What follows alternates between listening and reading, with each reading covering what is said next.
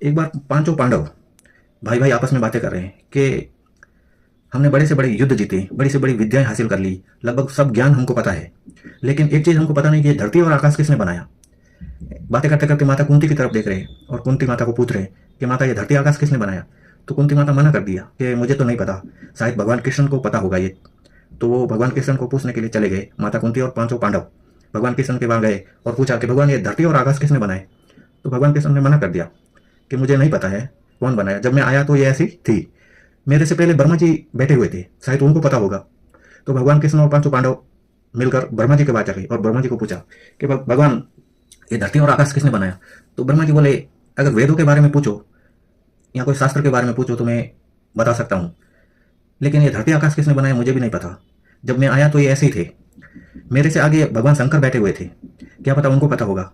तो ब्रह्मा जी, भगवान कृष्ण और पांचों पांडव मिलकर भगवान शंकर के वहाँ जा रहे हैं। भगवान शंकर अपने ध्यान में बैठे थे, तो उनको आता हुआ देखकर भगवान शंकर को पहले ही पता चल गया कि पार्वती जी वो लोग आ रहे हैं, मैं गुफा के अंदर छुप रहा हूँ, आए तो मना कर देना कि भगवान शंकर नहीं है इधर। तो पार्वती जी बोली देखो भगवान, मैं झूठ आज तक नहीं बोली और आगे भी मैं झूठ नहीं बोलना, मुझे आएंगे तो मैं बता दूंगी कि अंदर ही छुपे हुए। तब तक तो वो आगे और पूछा कि भगवान शंकर कहाँ, कि वो छुपे हुए गुफा के अंदर।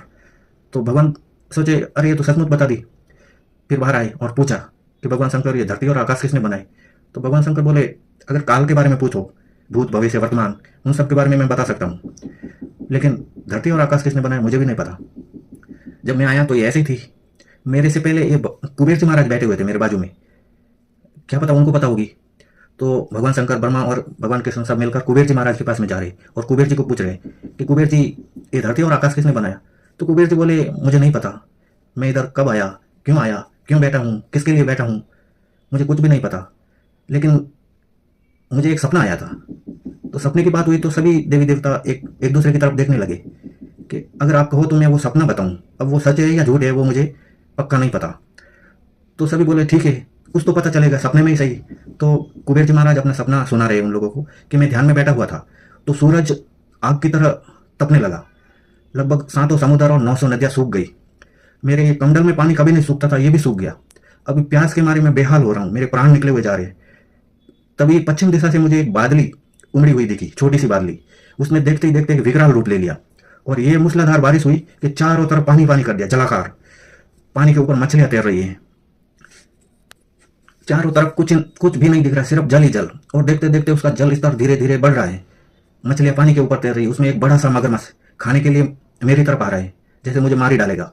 तो थोड़ी देर में देखता हूँ तो उसी दिशा से हवाएं चालू होती है और वो हवा इतनी भयंकर थी कि ये जो बड़े बड़े पहाड़ पर्वत थे वो रुई की तरह उड़ रहे हैं।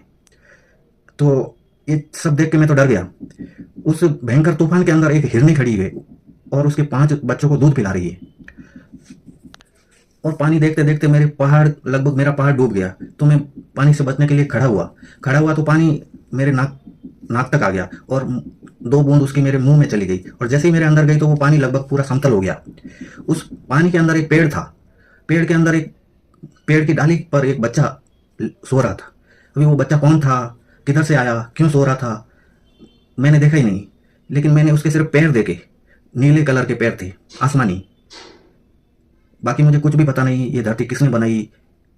और अभी आपको बताना है कि ये नीले कलर का जो बच्चा था उसके पैर वो कौन था, और जो हिरणी थी अपने 5 बच्चों को दूध पिला रही थी वो कौन थी। जो जवाब देगा नेक्स्ट डील में फ्री प्रमोशन मेरी तरफ से। राम राम आप सभी को, खुश रहे, सभी का दिन मंगलमय हो। जय श्री राम।